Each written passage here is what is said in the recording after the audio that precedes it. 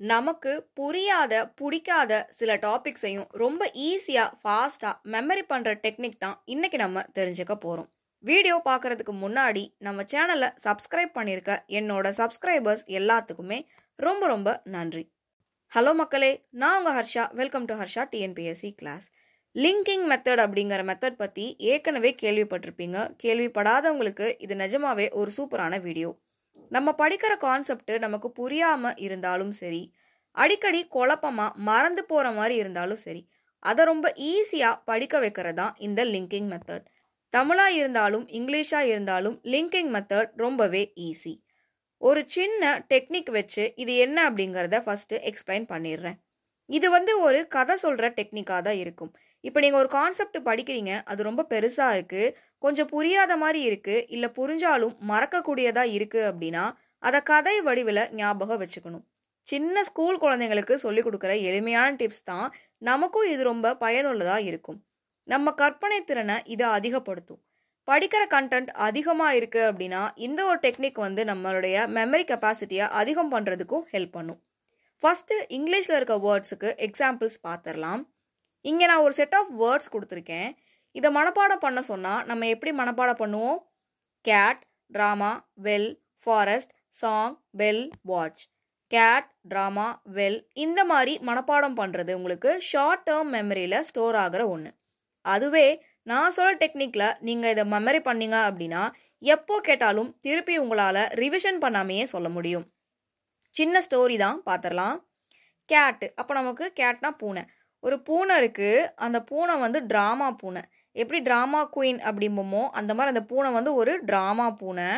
அது ட்ராமா பண்ணுறதை பார்த்தாலே அப்படியே அதை கழுத்தை பிடிச்சி தூக்கிட்டு போய் வெல், கிணத்துக்குள்ளே போட்டலாம் போல இருக்கும். வெல், அந்த ட்ராமா பூனையை பார்த்தாலே வெல்லில் கிணத்துல போடுற மாதிரி கோபம் வருது. கோபம் வந்தாலே நம்ம எதாவது பூனையை பண்ணிடுவோமோ அப்படிங்கிற பயத்தில் வேண்டாம், இந்த பூனை இருந்தால் இருந்துட்டு போகும்னு சொல்லிட்டு அப்படியே பேசிக்கிட்டே காட்டுக்குள்ளே போகிறோம். ஃபாரஸ்ட், கேட், அது ஒரு ட்ராமா, கோவம் வந்தால் வெளியில் போட்டுருவோம், அந்த கோவத்தை கண்ட்ரோல் பண்ண காட்டுக்குள்ளே போகிறோம்.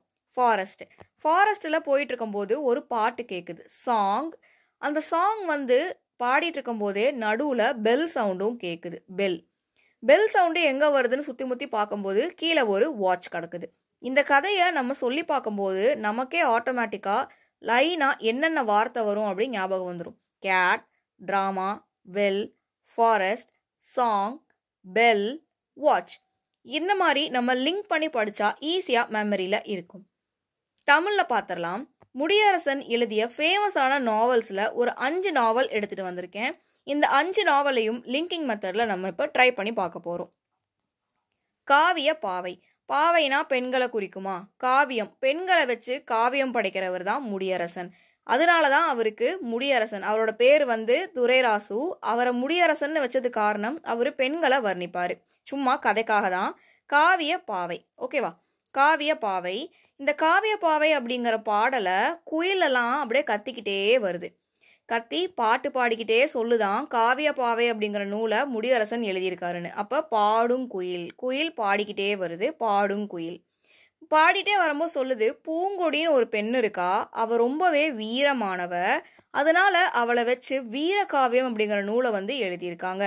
பெண்கள் புதுசாக ஒரு விதி செய்யறதுக்காக பிறந்து வந்தவங்க அப்படிங்கிறது தான் அந்த வீரகாவியத்தில் இருக்கும். அப்போ காவிய பாவை, அந்த காவிய பாவை பற்றின தகவல் பாடும் குயில், பூங்கொடி, வீரகாவியம், புதியதோர் விதி செய்வோம். இந்த மாதிரி நம்ம படிக்கிறத நமக்கு பிடிக்காத ஏதாச்சும் இருந்துச்சு அப்படின்னா அதை இந்த மாதிரி லிங்க் பண்ணி படித்தா ரொம்ப எளிமையாக இருக்கும். முயற்சியும் பயிற்சியும் இருந்தால் எதுனாலும் சாத்தியம்தான். உங்களுக்கு இந்த வீடியோ பிடிச்சிருந்தா ஃப்ரெண்ட்ஸ் அண்ட் ஃபேமிலிக்கு ஷேர் பண்ணுங்கள். நீங்கள் இன்னும் நம்ம சேனலை சப்ஸ்கிரைப் பண்ணாமல் இருக்கீங்கன்னா சப்ஸ்கிரைப் பண்ணிக்கோங்க. டெலகிராம் சேனல் லிங்க் டிஸ்கிரிப்ஷனில் இருக்குது, கிளிக் பண்ணி ஜாயின் பண்ணிக்கோங்க. உங்களுக்கு என்ன டவுட்ஸ் டிஎன்பிஎஸ்சி ஓரியன்டாக இருந்தாலும் நீங்கள் யூடியூபோட கமெண்ட்டில் கேட்கலாம், டெலகிராமோட கமெண்ட்டில் கேட்கலாம். எந்த டவுட்டாக இருந்தாலுமே உங்களுக்கு உடனே ரிப்ளை கிடைக்கும். ஸோ தயங்காமல் கேளுங்க. பிளேலிஸ்ட்டில் ஸ்டடி டிப்ஸ் அப்படிங்கிறதுல நிறையா மோட்டிவேஷ்னல் வீடியோஸ் இருக்குது, டிப்ஸ் அண்ட் ட்ரிக்ஸ் இருக்குது. நான் ஃபாலோ பண்ண நிறையா டெக்னிக்ஸ் நான் சொல்லியிருக்கேன். அதையும் விசிட் பண்ணி பாருங்கள், உங்களுக்கு கண்டிப்பாக பிடிக்கும். இந்த வீடியோ முழுமையாக பார்த்ததுக்கு தேங்க்யூ.